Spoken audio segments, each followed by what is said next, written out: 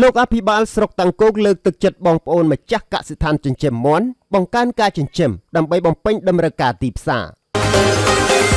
សារព័ត៌មានក្រុងទេស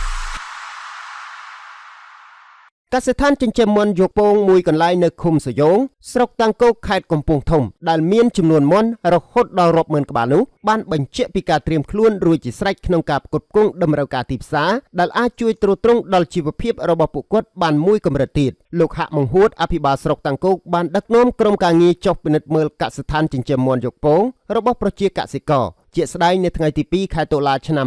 2025នេះម្ចាស់កសិដ្ឋានលោកឡុងពិសិដ្ឋប្រជាកសិករនៅភូមិតាំងគោកឃុំសយងស្រុកតាំងគោកខេត្តកំពង់ធំបានរៀបរាប់ទាំងទឹកមុខរីករាយថាការចិញ្ចឹមមាន់យកពងនោះមិនមានភាពលំបាកនោះទេឲ្យតែយើងដឹងបទពិសោធន៍បច្ចេកទេសថែទាំផ្ដល់ចំណីឲ្យវាបានគ្រប់គ្រាន់នោះវានឹងធំធាត់លឿនហើយក៏ឆាប់បានទទួលផលផងដែរលោកក៏បានរៀបរាប់ថាការចិញ្ចឹមមាន់យកពងអាចលក់ឲ្យឈ្មួញបានក្នុងតម្លៃ